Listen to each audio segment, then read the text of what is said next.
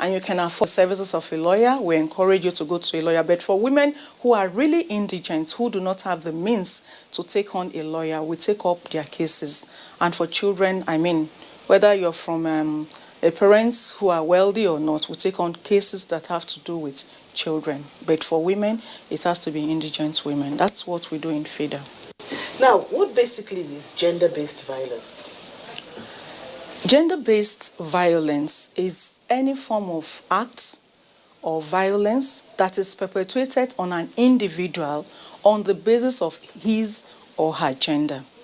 Ordinarily, you will see that there is gender. Gender could be man, it could be woman. But a lot of times when people talk about gender-based violence, it is narrowed down to women and girls.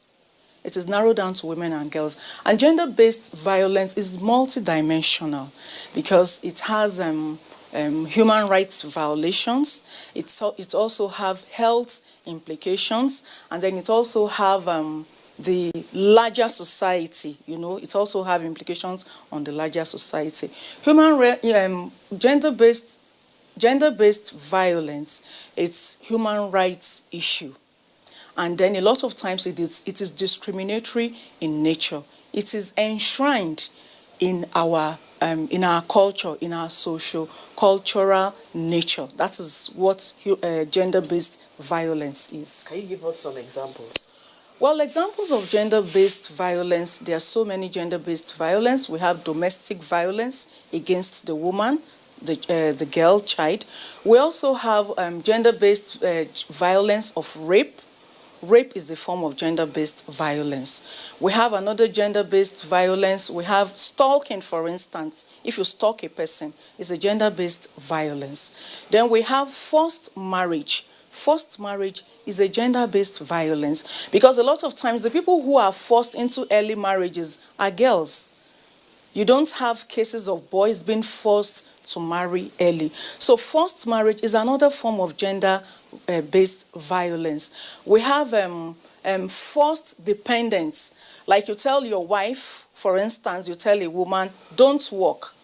I don't want you to go to work. I want you to stay at home and all of that. And the woman is not happy with that. That's another form of gender-based violence. So this and many more are examples of gender-based violence. They are violence that are perpetrated on you, on a woman, because she's a woman.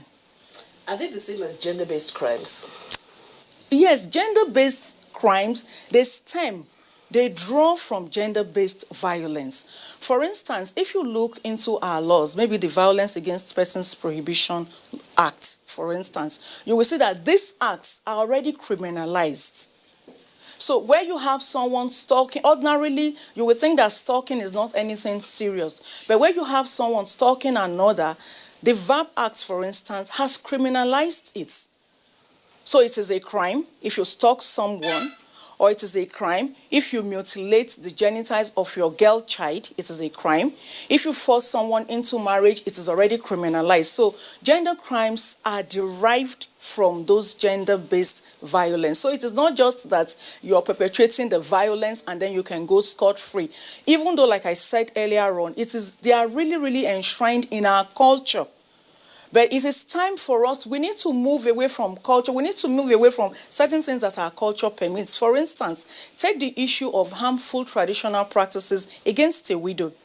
You say because someone is a widow, first of all, you accuse her that she killed her husband.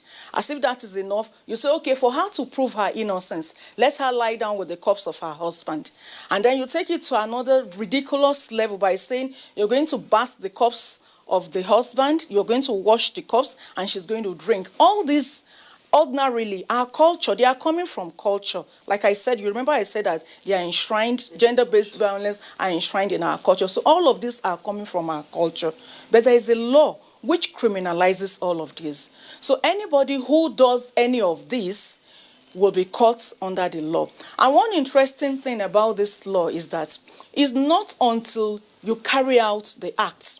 If as much as you incite someone else to carry out the act, or you abet, or you even counsel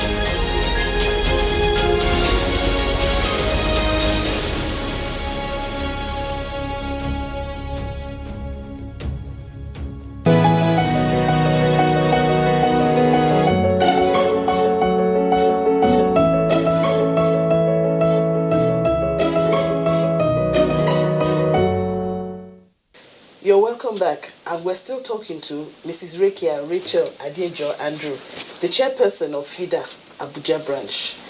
Now, what exactly is gender identity? Okay. Gender identity is not biological. According to WHO, the World Health Organization, gender would refer to socially constructed roles, activities, behaviors, and attributes that a particular society would consider appropriate. Example? To man or woman. For instance, I give you an example. In the house, you have a boy as a child, you have a girl as a child. In some families, in the morning you tell the boy, go and wash plates. The boy will tell you, that's not a role for me, I'm a boy. I'd rather go and wash the car.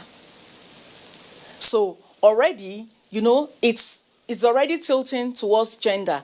The boy is already beginning to see that the role of washing of plates or of staying in the kitchen to cook is not his role. He would rather wash a car. He would rather change tires. You understand? So who is defining that role?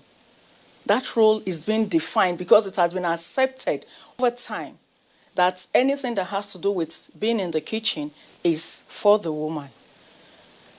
So that is how you come about gender. It is not defined by whether you are a man or you are a woman. Rather, it is defined by what the society, a particular society, accepts as the role for either a man or a woman.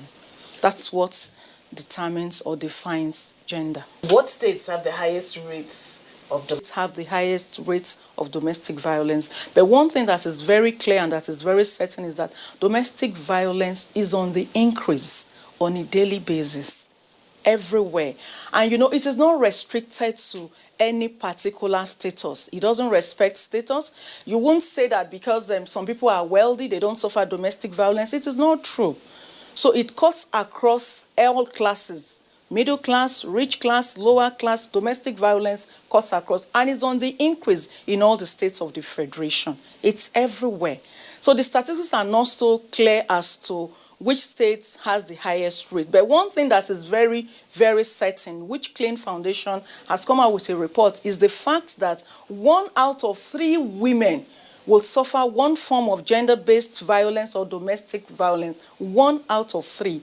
And that's a huge ratio. 1 out of 3. That's a very huge ratio. It is very high. But if the ratios are so high, why, and there are laws against it, why are people not reporting? Why are people not being charged for these various acts? Okay, the reason, I think we should deal with why are people not reporting first, because the reason why people are not being charged is coming from it's coming from the fact that people are not reporting. Now, violence or domestic violence is the fear of stigmatization. For instance, no mother, a lot of times, this culture of silence, a lot of mothers will not want to come out and say, my daughter has been raped, because they will think, oh, who will marry my daughter when she grows up? So there is that fear of stigmatization. So because of that, they will rather keep to themselves. Or take, for instance, a father with his daughters. The mother